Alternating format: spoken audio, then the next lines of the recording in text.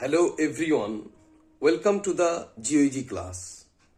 আজ থেকে গ্র্যাজুয়েশন লেভেলের সিলেবাস অনুযায়ী প্র্যাকটিক্যালের বিভিন্ন বিষয় নিয়ে আলোচনার একটা সিরিজ শুরু করছি। আজকের সিরিজটা স্ট্যাটিস্টিক্স রিলেটেড বিষয় নিয়ে আলোচনা শুরু করলেও আস্তে আস্তে পুরো সিলেবাসটাই কভার করা হবে। কারণ ক্লাস নেওয়ার পর অনেক সময় এটা ফিডব্যাক পাওয়া যায় যে এই ধরনের আলোচনা আর একবার যদি শুনতে পেলে বাড়িতে তাহলে অনেক বেশি সহজ হবে। তাদের উদ্দেশ্যেই মেইনলি এই সিরিজটা শুরু করা, যেখানে প্র্যাকটিক্যালে বিভিন্ন বিষয়কে সহজ কিছু নিয়মের মাধ্যমে আলোচনা করার চেষ্টা করা হবে। ছাত্রছাত্রীদের যেটা সহজ মনে হবে সেটা অবশ্যই ফলো করা যেতে পারে। এখানে যেগুলো আলোচনা করা হবে সেগুলোই ফলো করতে হবে কোনো মানে নেই। এই আলোচনা থেকে আইডিয়া নিয়ে অন্য কোনো নিয়মও ফলো করা যেতে পারে। কারণ ছাত্রছাত্রীদের এই ফ্লেক্সিবিলিটি থাকা দরকার যে নিজের মতো যেটা সহজ মনে হবে সেটাকেই তারা যাতে বাছাই করতে পারে। শিক্ষক শিক্ষিকা হিসেবে আমাদের এটা দেখা উচিত যে তারা ঠিক শিখছে কিনা। তো আজকের আলোচনা শুরু করা যাক। আজকের আলোচনার বিষয় হলো correlation analysis in statistics, Karl Pearson's coefficient of correlation. স্ট্যাটিস্টিক্সে বিভিন্ন ধরনের বিশ্লেষণ দেখতে পাওয়া যায়। তার মধ্যে একটি হলো ইউনিভ্যারিয়েট অ্যানালাইসিস।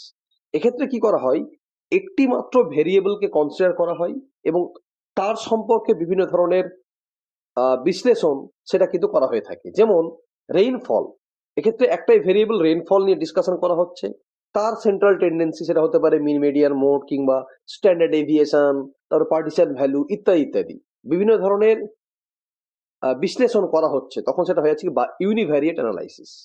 একই রকম ভাবে প্রোডাকশন, মার্কস, সেলস ইত্যাদি বিভিন্ন ভেরিয়েবলসকে ইন্ডিভিজুয়ালি যখন ডিসকাস করা হচ্ছে। আবার কি বাইভেরিয়েট অ্যানালাইসিস, এক্ষেত্রে কি করা হয়, দুটো ভেরিয়েবলস নিয়ে আলোচনা করা হয় এবং দুটো ভেরিয়েবলস এর মধ্যে পারস্পরিক যে সম্পর্ক সেটাকে ডিটারমাইন করার চেষ্টা করা হয়। যেমন রেইনফল এবং প্যাডি প্রোডাকশনের কি সম্পর্ক, রেইনফল এবং প্যাডি প্রোডাকশনকে ইন্ডিভিজুয়ালি যদি আলোচনা করা হয় তখন সেটা কিন্তু ইউনিভ্যারিয়েট অ্যানালাইসিস। কিন্তু দুটোর মধ্যে যখন সম্পর্ক কি আছে সেটা আইডেন্টিফাই করার চেষ্টা করা হচ্ছে তখন সেটা হয়েছে বাইভেরিয়েট অ্যানালাইসিস। একই রকম ভাবে টেম্পারেচার এবং ইলেকট্রিসিটি বিল, তাদের মধ্যে কি সম্পর্ক, এটাও বাইভেরিয়েট অ্যানালাইসিস। আবার কি মাল্টিভেরিয়েট অ্যানালাইসিস, যেক্ষেত্রে কি করা হয়, তিনটি বা তার বেশি ভেরিয়েবলের মধ্যে কি কমপ্লেক্স রিলেশনশিপ আছে সেটাকে আইডেন্টিফাই করার চেষ্টা করা হয়। যেমন কোথাকার ওয়াটার কোয়ালিটি কেমন আছে সেটা জানার জন্য অবশ্যই water pH, temperature, dissolved oxygen, pollution level ইত্যাদি ইত্যাদি বিভিন্ন ভেরিয়েবলসকে কনসিডার করতে হয়। তাহলে এক্ষেত্রে কি হচ্ছে, বিভিন্ন ভেরিয়েবলস এর মধ্যে কি কমপ্লেক্স রিলেশনশিপ আছে সেটা কিন্তু আলোচনা করা হচ্ছে, তখন সেটা কি হয়ে যাচ্ছে, মাল্টিভেরিয়েট অ্যানালাইসিস। এবার কোরিলেশনটা কি, কোরিলেশন হচ্ছে দুটো ভেরিয়েবলের মধ্যে কি রিলেশন আছে, তাদের ডিগ্রি অফ রিলেশনশিপ কিরকম সেটাকে আইডেন্টিফাই করার চেষ্টা করা হয়। একটা ফ্লাকচুয়েট করলে আরেকটা কিভাবে ফ্লাকচুয়েট করছে সেই ব্যাপারটাকে এখানে কিন্তু দেখা হয়। অর্থাৎ the association of any two variables is known as correlation. দুটো যে ভেরিয়েবল তাদের মধ্যে কি অ্যাসোসিয়েশন আছে সেটাকে কোরিলেশন বলা হচ্ছে, which expresses the relationship or interdependence of two sets of variables upon each other. তাহলে কি এক্ষেত্রে যেটা কি, এই কোরিলেশনটা কি এক্সপ্রেস করছে, দুটো ভেরিয়েবলস এর মধ্যে কি রিলেশনশিপ আছে কিংবা পরস্পরের মধ্যে কত নির্ভরশীলতা আছে সেটাকে কিন্তু এখানে আইডেন্টিফাই করা হয়। তাহলে এক্ষেত্রে আমরা ভেরিয়েবলস এর কথা পাচ্ছি। তার কোরিলেশনের ক্ষেত্রে দুই ধরনের ভেরিয়েবলস থাকে, একটা ইন্ডিপেন্ডেন্ট ভেরিয়েবলস, একটা ডিপেন্ডেন্ট ভেরিয়েবলস। যেমন উদাহরণ হিসেবে কি বলা যেতে পারে, অ্যামাউন্ট অফ রেইনফল, এটা ইন্ডিপেন্ডেন্ট ভেরিয়েবল বা স্বাধীন চলক। আর ডিপেন্ডেন্ট ভেরিয়েবল কোনটা, প্যাডি প্রোডাকশন। কারণ প্যাডি প্রোডাকশন বা ধান উৎপাদন অবশ্যই অ্যামাউন্ট অফ রেইনফল বা বৃষ্টিপাতের পরিমাণের উপর নির্ভরশীল। এরকম তো বলা যাবে না যে বৃষ্টিপাতের পরিমাণ ধান উৎপাদনের উপর নির্ভরশীল, সেটা তো বলা যাবে না। তার মানে কি, যেটা নির্ভর করছে না অর্থাৎ স্বাধীন সেটাকে বলা হচ্ছে ইন্ডিপেন্ডেন্ট। তার ক্ষেত্রে অ্যামাউন্ট অফ রেইনফলটা ইন্ডিপেন্ডেন্ট আর প্যাডি প্রোডাকশনটা হচ্ছে কি ডিপেন্ডেন্ট ভেরিয়েবলস। এবার কি কি ধরনের কোরিলেশন সাধারণত দেখা যায়, একটা হচ্ছে কি positive and negative correlation, simple and multiple correlation, partial and total correlation, linear and non linear correlation. তাহলে কি এক্ষেত্রে পজিটিভ কোরিলেশন কোনটা? যখন একটা বৃদ্ধির সাথে সাথে মানে এক্স এর বৃদ্ধির সাথে সাথে ওয়াইও বৃদ্ধি প্রাপ্ত হচ্ছে, অর্থাৎ দুটোর যে পরিবর্তন সেটা একটা ডিরেকশনে হচ্ছে। যেমন রেইনফল বাড়লে প্যাডি প্রোডাকশনও বাড়ছে, রেইনফল কমলে প্যাডি প্রোডাকশনও কমছে। কিন্তু যদি এরকম হতো যে একটা বাড়লে অর্থাৎ এক্স বাড়লে ওয়াই কমছে, এক্স কমলে ওয়াই বাড়ছে, তাহলে কি হবে? সেটা হবে নেগেটিভ কোরিলেশন। যেমন প্রাইস এবং ডিমান্ডের কথা এখানে বলা হয়েছে, প্রাইস বাড়লে ডিমান্ড কমে, প্রাইস কমলে ডিমান্ড বাড়ে। আর কি বলা হলো? Simple correlation. Simple correlation mainly দুটো ভেরিয়েবলস এর মধ্যে কি রিলেশনশিপ আছে সেটাকে আইডেন্টিফাই করার চেষ্টা করে, যেমন রেইনফল এবং প্যাডি প্রোডাকশনের কি রিলেশন। মাল্টিপল কোরিলেশন মানে কি? এখানে দুইয়ের অধিক যে ভেরিয়েবলস তাদের মধ্যে কি রিলেশন, যেমন প্রাইস, ডিমান্ড এবং সাপ্লাই অফ এ কমোডিটি। তাহলে একটা কমোডিটির প্রাইস কেমন, ডিমান্ড কিরকম, সাপ্লাই কেমন আছে, সবকিছুকে যখন কি করা হচ্ছে কোরিলেশন নির্ণয় করার চেষ্টা করা হচ্ছে, তখন সেটা বলছে মাল্টিপল কোরিলেশন। আর কি? Partial correlation. এক্ষেত্রে দুটো ভেরিয়েবলকে কনসিডার করা হচ্ছে, যেমন একটু আগে বলা হলো যে প্রাইস, ডিমান্ড এবং সাপ্লাই। তাহলে এক্ষেত্রে প্রাইস এবং ডিমান্ডটাকে কনসিডার করা হচ্ছে, সাপ্লাইটাকে এলিমিনেট করা হচ্ছে, তখন সেটাকে বলা হচ্ছে পার্সিয়াল আংশিক কোরিলেশন। টোটাল কোরিলেশন কি? এক্ষেত্রে তিনটাকে কনসিডার করা হচ্ছে, প্রাইস, ডিমান্ড এবং সাপ্লাই, অর্থাৎ সব ভেরিয়েবলসকে এখানে কনসিডার করা হচ্ছে, তখন সেটাকে বলা হচ্ছে টোটাল কোরিলেশন। একই রকম ভাবে লিনিয়ার কোরিলেশন। লিনিয়ার কোরিলেশন হচ্ছে যে এক্স এবং ওয়াই এর যে বৃদ্ধি পাওয়া বা হ্রাস পাওয়া একটা নির্দিষ্ট মানে অনুপাতে হচ্ছে। কিরকম? এক্স যখন 5 তখন ওয়াই হচ্ছে কত? 4। এক্স বেড়ে 10 হয়ে গেলে ওয়াইও হয়ে যাচ্ছে কত? 8। এক্স বেড়ে 15 হয়ে গেলে ওয়াই হয়ে যাচ্ছে 12। তাহলে এক্ষেত্রে কি হচ্ছে? একটা নির্দিষ্ট হারে কিন্তু মানে এই পরিবর্তনটা দেখতে পাওয়া যাচ্ছে, তখন সেটাকে বলা হচ্ছে লিনিয়ার কোরিলেশন। আর নন লিনিয়ার কোরিলেশন, এক্ষেত্রে এক্স এবং ওয়াই মানে বৃদ্ধি প্রাপ্ত হচ্ছে বা হ্রাস পাচ্ছে, কিন্তু এটা নির্দিষ্ট হারে নয়, সেটা বিভিন্ন রকম হতে পারে। বিজ্ঞানের বিভিন্ন মানে পিওর সায়েন্সের বিভিন্ন এক্সপেরিমেন্ট, সেটা অনেক সময় লিনিয়ার রিলেশন মানে কোরিলেশন অনেক দেখতে পাওয়া গেলেও সোশ্যাল সায়েন্স বা অন্যান্য ক্ষেত্রে নন লিনিয়ার কোরিলেশনই বেশি দেখতে পাওয়া যায়। যদিও আলোচনার সুবিধার্থে অনেক সময় লিনিয়ার কোরিলেশন আছে এরকম ধরে নেওয়া হয়। যাই হোক, এবার কোরিলেশনের মেথডস গুলো কি কি, মানে মেথডস অফ কোরিলেশন কি কি ভাবে দেখানো যেতে পারে? এক হচ্ছে গ্রাফিক্যাল মেথড, একটা হচ্ছে ম্যাথমেটিক্যাল মেথড। গ্রাফিক্যাল মেথডের মধ্যে কি কি? যে সিম্পল গ্রাফ আর একটা স্ক্যাটার ডায়াগ্রাম বা স্ক্যাটার গ্রাম। আর ম্যাথমেটিক্যাল মেথডের মধ্যে Karl Pearson's coefficient of correlation, Spearman's rank coefficient of correlation. প্রথমে সিম্পল গ্রাফটা কি একটু দেখে নেওয়া যাক। সিম্পল গ্রাফটা ক্ষেত্রে দুটো ভেরিয়েবল দেওয়া থাকে এটা সময়ের সাপেক্ষে। প্রথমে কি করা হয়? ওই নির্দিষ্ট সময়ের সাপেক্ষে একটা ভেরিয়েবলকে পরপর পুট করে দিয়ে একটা মানে রেখা পাওয়া যায়, লাইন পাওয়া যায়। একই রকম ভাবে ওয়াই ভেরিয়েবলটাকেও বা সেকেন্ড ভেরিয়েবলটাকেও এভাবে পরপর পরপর পুট করে দিয়ে সেটা একটা লাইন পাওয়া যায়। এবার দুটো লাইন থেকে দেখা যায় যদি একই ডিরেকশনে দুটো চেঞ্জ হয়, তাহলে মানে ভাবতে হবে যে পজিটিভ ডিরেকশন আছে। যদি অপোজিট ডিরেকশনে চেঞ্জ হয়, পরস্পরের সাথে অপোজিট ডিরেকশনে চেঞ্জ হয়, তাহলে ভাবতে হবে নেগেটিভ রিলেশন আছে। তাহলে সিম্পল গ্রাফ থেকে দুটো ভেরিয়েবলের মধ্যে কি ধরনের সম্পর্ক আছে তার ডিরেকশনটাকে আন্দাজ করা যায়। নেক্সট কি? স্ক্যাটার গ্রাম বা স্ক্যাটার ডায়াগ্রাম। এক্ষেত্রে কি হয় যে দুটো ভেরিয়েবল এক্স অ্যাক্সিসে ইন্ডিপেন্ডেন্ট ভেরিয়েবল এবং ওয়াই অ্যাক্সিসে ডিপেন্ডেন্ট ভেরিয়েবলকে মানে কনসিডার করা হয়। এবার এক্স ভেরিয়েবল বরাবর কোনো একটা অবজারভেশনের যা ডেটা আছে এবং ওয়াই ভেরিয়েবলের বরাবর যে ডেটা আছে সেগুলোকে কি করা হয়? একটা নির্দিষ্ট বিন্দুতে প্লট করা হয়। এক্ষেত্রে যেমন মানে রেড কালারের লাইন দিয়ে দেখানো হয়েছে, তাহলে প্রত্যেকটা পয়েন্টে দুটো করে ভ্যালু আছে, একটা এক্স এর ভ্যারিয়েবল মানে ভ্যালু, একটা হচ্ছে ওয়াই এর ভ্যালু। তাহলে যটা অবজারভেশন থাকবে তটা পয়েন্ট পাওয়া যাবে। এবার এই পয়েন্ট গুলো যখন আমরা প্লটিং করব, তারপরে যদি দেখা যায় যে এটা দক্ষিণ পশ্চিম থেকে উত্তর পূর্ব দিকে ডিরেকশন ফলো করছে, তখন সেটা ভাবতে হবে তখন পজিটিভ রিলেশন, যে একটা বাড়লে আর একটাও বাড়ছে। কিন্তু যেটা উল্টো হয়, অর্থাৎ উত্তর পশ্চিম থেকে দক্ষিণ পূর্ব দিকে ডিরেকশনটা, এই প্লটেড পয়েন্টস গুলো যদি এভাবে ডিস্ট্রিবিউটেড হয়, তাহলে ভাবতে হবে এখানে কি আছে? নেগেটিভ রিলেশন আছে। এবার এটা যদি প্রায় 45 ডিগ্রি অ্যাঙ্গেলকে ফলো করে, তাহলে পারফেক্টলি পজিটিভ এবং পারফেক্টলি নেগেটিভ রিলেশন আছে সেটা মানে জানা যায়। এবার এই রিলেশনটা কেমন আছে সেটা জানার জন্য একটা ট্রেন্ড লাইনও ড্র করা হয় বা বেস্ট ফিট লাইন যেটাকে বলা হয় সেটা ড্র করা হয়। এবং এই পয়েন্টস গুলো যদি বেস্ট ফিট লাইনের কাছাকাছি প্রত্যেকটা প্লটেড হয় তার মানে ভাবতে হবে রিলেশনটা অনেকটা স্ট্রং আছে। বেস্ট ফিট লাইন থেকে অনেকটা দূরে দূরে যদি অবস্থান করে, বিভিন্ন দিকে দূরে দূরে অবস্থান করে, তাহলে ভাবতে হবে রিলেশনশিপটা তুলনামূলকভাবে কম স্ট্রং আছে। বা এই প্লটেড পয়েন্টস গুলো যদি দেখা যায় যে প্রায় 45 ডিগ্রি অ্যাঙ্গেলকে ফলো করেছে, তার মানে পারফেক্টলি পজিটিভ। কিন্তু সেটা যদি হরাইজন্টাল সারফেস একটু মানে অ্যাঙ্গেলটা কমতে শুরু করে, তাহলে ভাবতে হবে তুলনামূলকভাবে উইক রিলেশনশিপ আছে।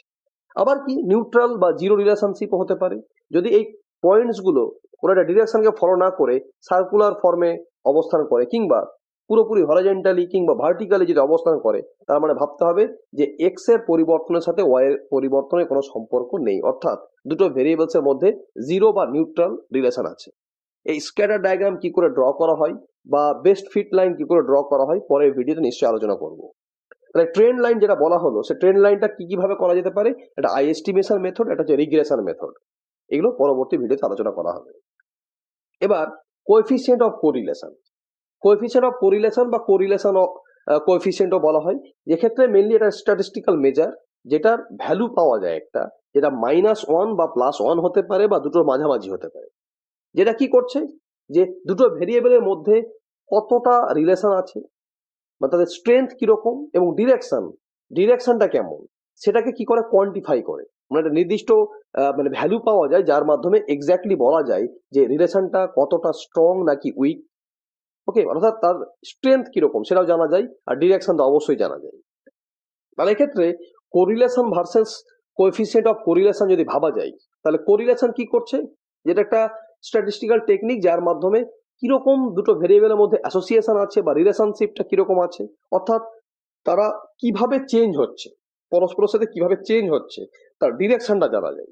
অন্যদিকে কোএফিসিয়েন্ট অফ কোরিলেশনের ক্ষেত্রে ডিরেকশনের পাশাপাশি তার স্ট্রেংথটা কিরকম সেটাও কিন্তু জানা যায়, যে কতটা মানে স্ট্রংলি না উইকলি বা মানে সেটা পরস্পরের সাথে সম্পর্কযুক্ত, তার স্ট্রেংথটাও জানা যায়। এবার এই যে পিয়ারসনস প্রোডাক্ট মোমেন্ট কোরিলেশন কোএফিসিয়েন্ট, তার একটা রেঞ্জ দেওয়া আছে, যেটা একটু আগে বললাম যে +1 থেকে -1 কিংবা তার মাঝামাঝি হতে পারে। তাহলে যে ভ্যালুটা পাবো সেই ভ্যালু দেখে জানা যাবে যে রিলেশনশিপটা কেমন, তাদের স্ট্রেংথ কিরকম। যেমন +1 যদি আসে তাহলে ভাবতে হবে পারফেক্ট পজিটিভ রিলেশন, -1 যদি আসে তাহলে ভাবতে হবে পারফেক্ট নেগেটিভ রিলেশন। একই রকম ভাবে 0.75 থেকে 0.99 যদি আসে, প্লাসে এলে তাহলে ভাবতে হবে স্ট্রং পজিটিভ রিলেশন, মাইনাসে যদি উত্তর আসে তাহলে ভাবতে হবে স্ট্রং নেগেটিভ রিলেশন।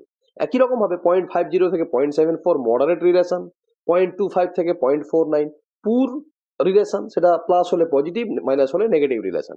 একই রকম ভাবে 0 থেকে বেশি এবং 0.24 থেকে কম যদি হয় তাহলে কি হবে, বা 0.24 যদি হয় এর মাঝে যদি হয় তাহলে কি হবে, ভেরি পুর রিলেশন। আর 0 হলে সেটা হবে নো রিলেশন বা জিরো রিলেশন। এবার এই যে ক্যালকুলেশনটা কি করে করা হবে, সেটা কতগুলি টেকনিক্স এখানে দেখানো হয়েছে। আরো অনেক টেকনিক্স আছে, যেটা সহজ মনে হবে সেটা ফলো করা যেতে পারে। তাহলে এক্ষেত্রে কি হবে, দুটো ভেরিয়েবলস এর ভ্যালু দেওয়া থাকবে, একটা এক্স একটা ওয়াই। কোনটা এক্স কোনটা ওয়াই অনেক সময় বলে দেওয়া থাকে না, সেটাকে আইডেন্টিফাই করতে হয় কিরকম, যেমন অ্যাভারেজ মান্থলি টেম্পারেচার এবং ইলেকট্রিসিটি বিল। তাহলে ডেফিনেটলি ইলেকট্রিসিটি বিলটা অ্যাভারেজ মান্থলি টেম্পারেচারের উপর ডিপেন্ডেবল। তার মানে কি এক্স ভেরিয়েবল হবে অ্যাভারেজ মান্থলি টেম্পারেচার, আর ইলেকট্রিসিটি বিলটা হবে কি ওয়াই ভেরিয়েবল। এবার এই যে কোরিলেশন কোএফিসিয়েন্টের ফর্মুলার ক্ষেত্রে কি হচ্ছে, আর সমান summation x y by N minus x bar into y bar divide by standard deviation of x standard deviation of y. তাহলে এক্ষেত্রে আমাদের প্রথমেই দেখে নিতে হবে যে কি কি ধরনের ইনফরমেশন বা ডেটা এখানে দরকার পড়ছে। যেমন এক্স ওয়াই দরকার পড়ছে, এক্স এবং ওয়াই এর মিন বা অ্যাভারেজ দরকার পড়ছে, স্ট্যান্ডার্ড ডেভিয়েশন বের করার জন্য এক্স স্কোয়ার দরকার পড়ছে, ওয়াই স্কোয়ার দরকার পড়ছে। তার মানে কি এক্স ওয়াই আমরা প্রথমে দুটো কলামে লিখলাম, তারপরে কি এক্স ইন্টু ওয়াই করে আমরা এক্স ওয়াই পাবো। তাহলে এভাবে প্রত্যেকটা অবজারভেশনের জন্য এক্স ওয়াই গুলো পাবো। যেমন 38 আর 85 গুণ করে 3230 পাওয়া গেছে। একই রকম ভাবে 29 এবং 75 গুণ করে 2175 পাওয়া গেছে। এভাবে পরপর পরপর আমরা এক্স ওয়াই পাবো।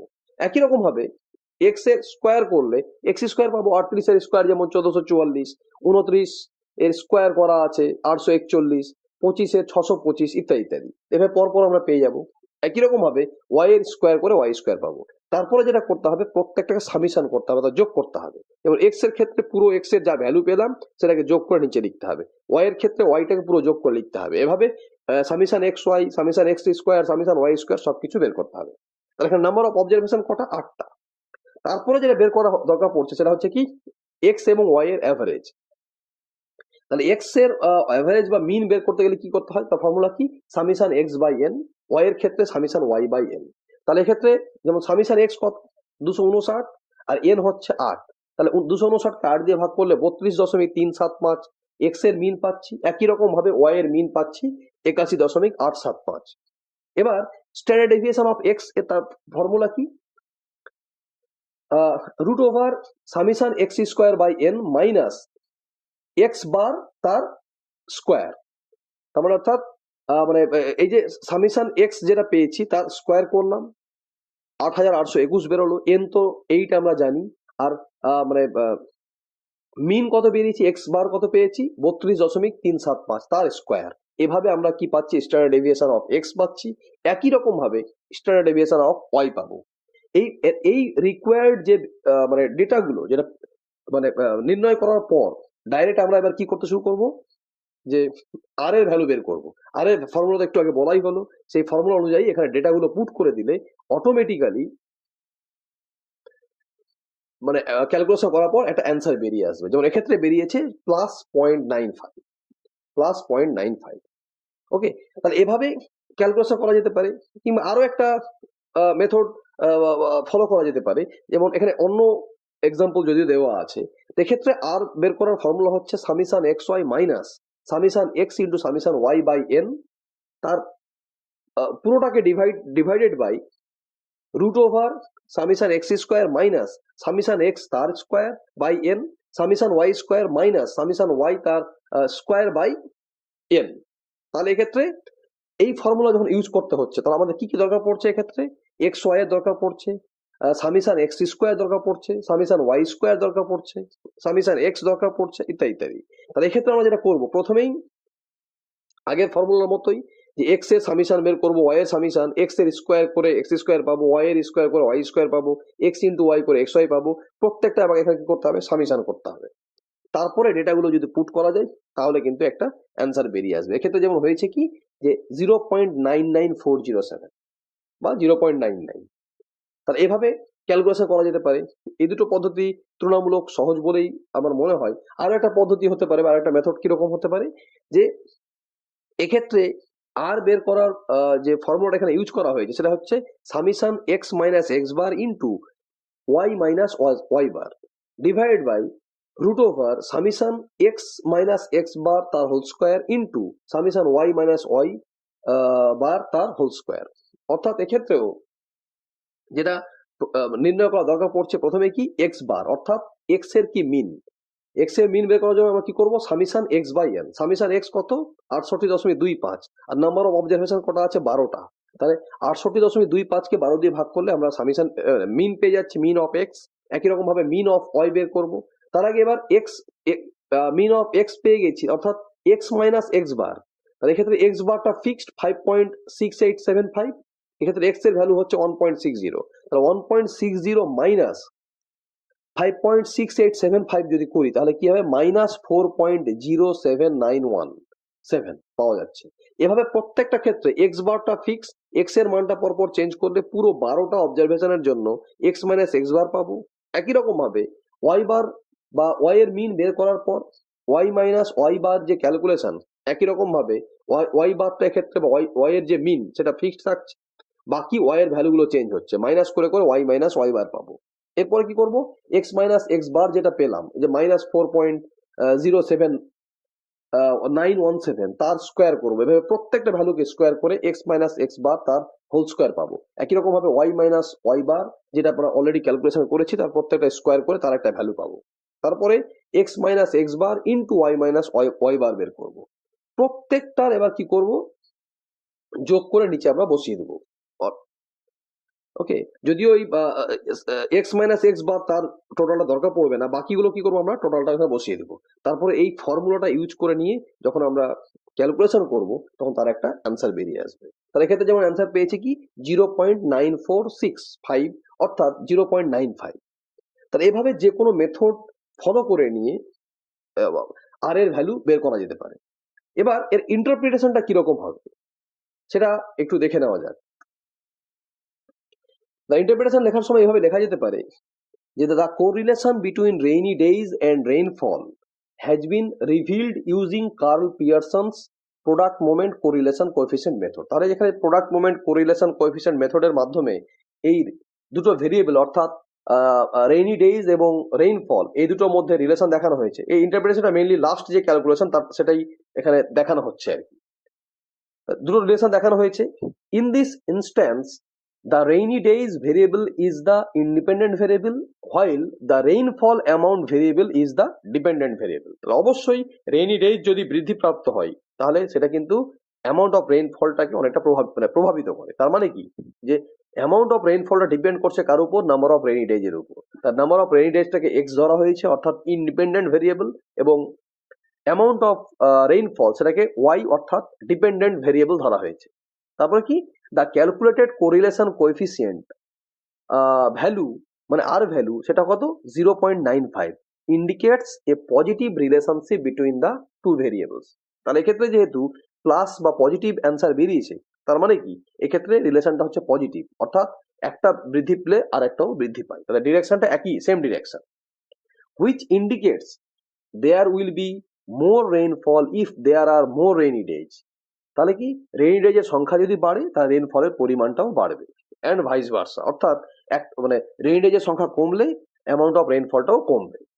According to Pearson's correlation coefficient magnitude table, যেটা একটু আগেই মানে দেখানো হলো যে ম্যাগনিটিউড টেবিল, এক্ষেত্রে যেমন উত্তর বেরিয়েছে 0.95, তার মানে কি হবে এটা স্ট্রং পজিটিভ রিলেশন। ওকে, তাহলে according to Pearson's correlation coefficient magnitude table, the R value depicts a strong positive relationship indicating a rapid rise in rainfall as the number of rainy days increases। অর্থাৎ rainy ডেজের সংখ্যা বাড়লে বৃষ্টিপাতের পরিমাণটা সেটা কিন্তু খুব দ্রুতই বৃদ্ধিপ্রাপ্ত হয়। তাহলে এভাবে ইন্টারপ্রিটেশন লেখা যেতে পারে এবং এর মানে কতটা রিলেশন শিপ আছে দুটোর মধ্যে সেটাকে কিন্তু একটা ভ্যালুর মাধ্যমে কোএফিসিয়েন্ট কোরিলেশনের মাধ্যমে সেটাকে কিন্তু ডিপিক্ট করা যেতে পারে।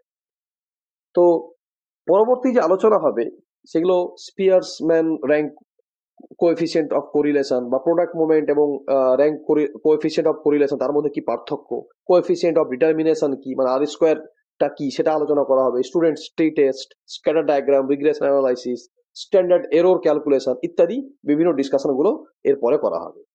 তো আজ এ পর্যন্তই, সকলকে অনেক অনেক ধন্যবাদ।